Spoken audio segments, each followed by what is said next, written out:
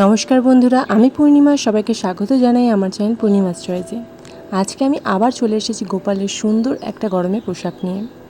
গরমটা এতটাই বাড়ছে, আর এর মধ্যে এই ধরনের পোশাক গোপালের জন্য আমরা সবাই চাই। গোপালের এই ড্রেসটার টিউটোরিয়াল হয়তো অনেকটা আগেই আসতো, তবে কোনো না কোনো কারণে আজকে এতদিন পর আমি ভিডিওটা আপলোড করছি, কিন্তু আশা করছি যে তোমাদের নিশ্চয়ই ভালো লাগবে। তাই বলবো একদম স্কিপ না করে ভিডিওটাকে প্রথম থেকে শেষ পর্যন্ত পুরো দেখো। আর চ্যানেলে নতুন হলে ভিডিওটা দেখার পর চ্যানেলটাকে সাবস্ক্রাইব করে পাশে থাকা বেল আইকনটাকে প্রেস করে দিও, যাতে এই ধরনের ভিডিও যখনই আসে নোটিফিকেশন সবার আগে তোমরা পেয়ে যেতে পারো। আজকে আমি গোপালের জন্য বানিয়েছি একটা একদমই শর্ট প্যান্ট, ওপরে একটা টপ আর মাথায় একটা টুপি। আর এই পুরো ড্রেসটা আমি খুবই কম কাপড়ে বানিয়েছি। তাহলে চলো আর একদম দেরি নয়, ভিডিওটা শুরু করা যাক।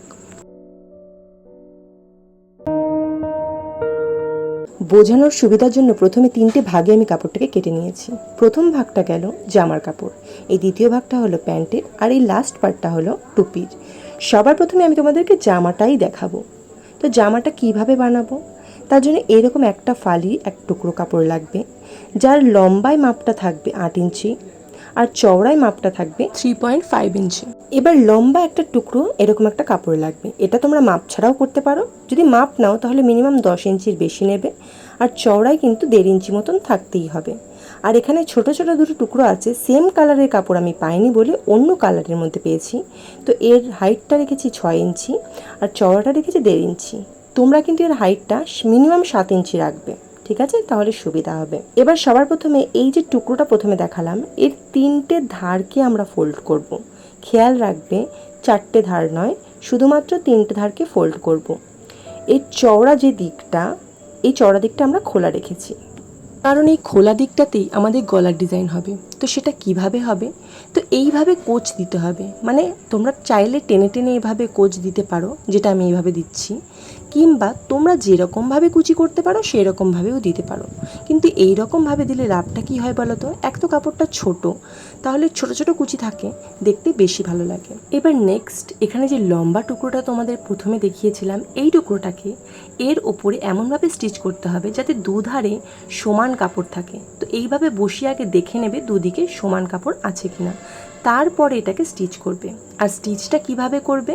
কাপড়টাকে উল্টো রাখবে, তার ওপরে মানে কুচির ওপরে এই টুকরোটাকেও কিন্তু উল্টো বসিয়ে স্টিচটা করতে হবে। স্টিচ করা হয়ে গেলে এবার সোজা দিকে আসবো। এবার দেখো এই সাইডে তো ফোল্ড হয়েই আছে, এই সাইডটাকেও ফোল্ড করবো, দিয়ে মিডিলে একটা ভাঁজ করব, মানে যেভাবে দেখাচ্ছি সেভাবে।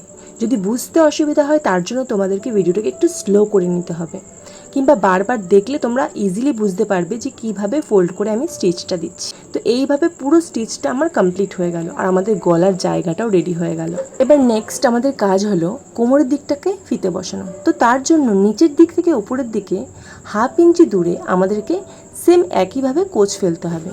আর এইবারও তোমরা চাইলে কুচিটা তোমাদের ইচ্ছে মতন করেই করতে পারো।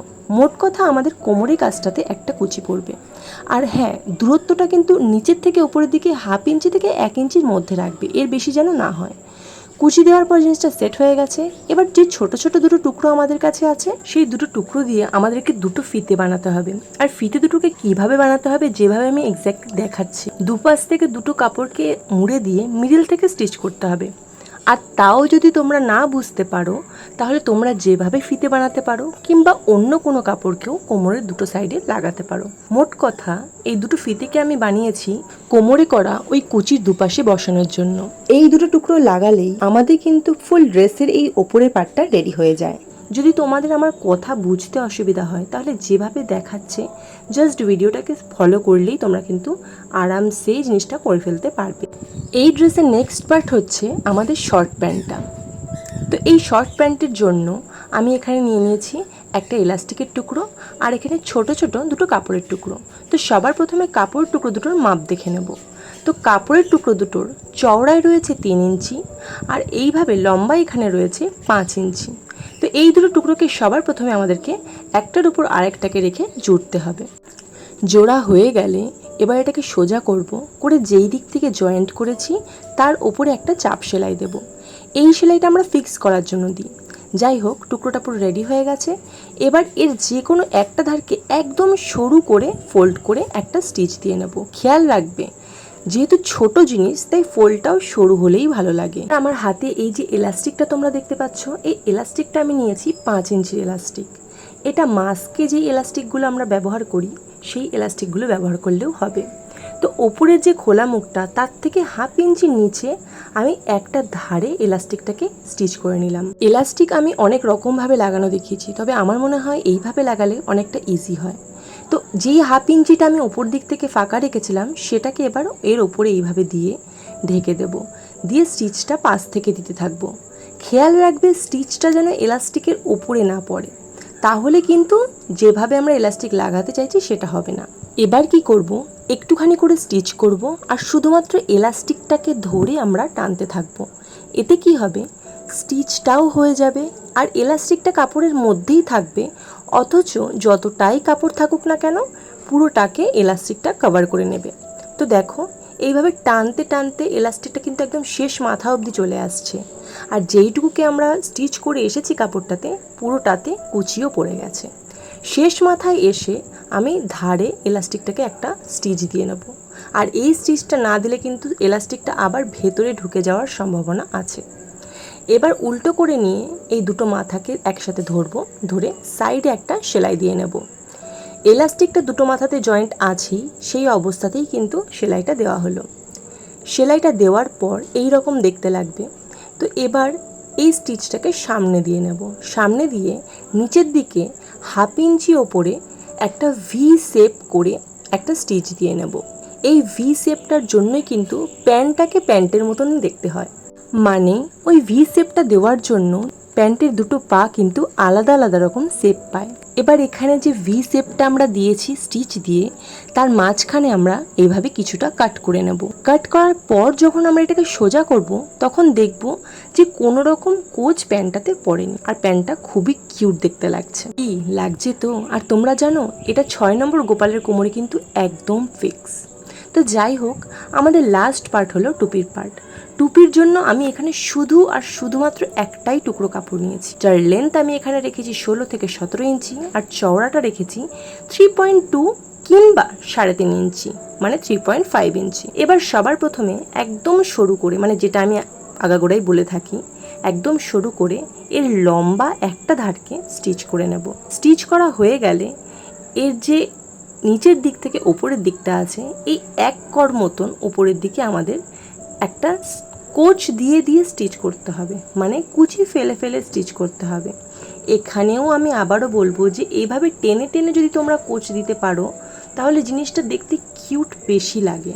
তাও যদি তোমাদের অসুবিধা হয় তো তার জন্য তোমরা যেভাবে কুচি দিতে পারো সেভাবেই দেবে।